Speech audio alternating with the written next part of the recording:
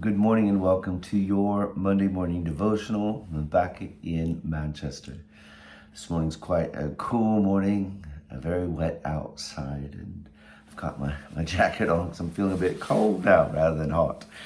Let's turn to the scriptures. We've been talking about the importance of decreasing in our lives so that the Lord increases. And this morning I want to look at the importance of embracing the decrease in our life, looking at, for example, the life of the Apostle Paul. In 2 Corinthians 12, the Apostle Paul speaks of his great abilities to be in the third heavens and yet have a thorn in the flesh. How is it possible that he is able to see things that cannot even be described by men in heaven, and yet he has this weakness? Which would he rather boast in? I don't know about you. I'd rather boast in the great things that I'm able to achieve in God, in life, in family, than my struggles and my weaknesses. Well, the Apostle Paul was given this weakness by God.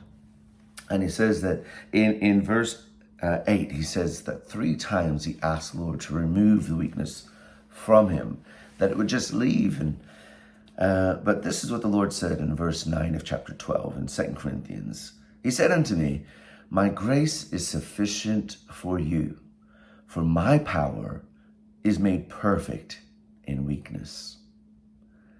The Apostle Paul then writes, therefore, I will boast all the more gladly of my weaknesses, so that the power of Christ may rest upon me. For the sake of Christ, then, I am content with weakness, insults, hardships, persecution, calamities. For when I am weak, then I am strong. You know, in the Christian life, we struggle with weakness. We desire perfection. And sometimes that's the human side of us.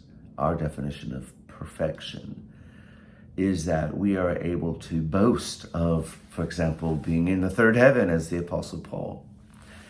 Have you ever been in a place where you've seen God do some mighty things through your obedience in ministry, through different aspects of your life, and then the next thing you know, a weakness just pops right up in your face? And there's that humbling and that almost shamefulness that can come upon you. Well, what I love with the Apostle Paul, he's saying, I will boast all the more about my weaknesses, for their God in his strength is in display, on display and able to be seen. Well, in Philippians 4:13, he says, I can do all things through Christ who gives me strength. And now this isn't talking about going to the third heaven. What he's speaking of is finding that contentment in God, that no matter what's going on in his life, he can make it through the weakness. He says, I know what it's like to have plenty. I know what it's like to have very little. I know what it's like to be free. I know what it's like to be a prisoner. In all those aspects of life, he's found contentment in God. And that's the main point in boasting in your weakness, is that you are content, that it has nothing to do with your place in God. It isn't about God punishing you. It is that God's strength, his increase, is seen in your weakness or in your decrease.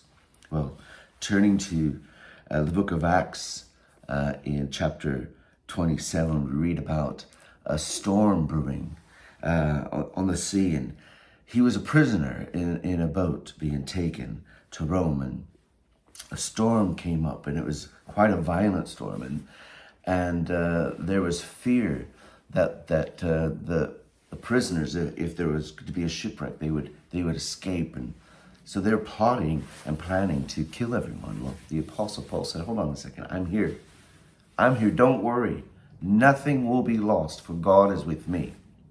In the midst of being a prisoner and everything that could be said about him, the Apostle Paul was not worried, for he understood God was with him in that weakness. And as we know the story went, the shipwreck happened, Everyone was saved, as he said. Not one person drowned, not one person escaped, and not one person was killed by the sword. Well, I want to encourage you this morning, no matter what you may be facing in weakness, God's strength is made perfect and is on full display in that area of your life. One last thought for you comes from Psalm 46:10. Psalm 46:10 says, "Be still and know that I am God." God bless you.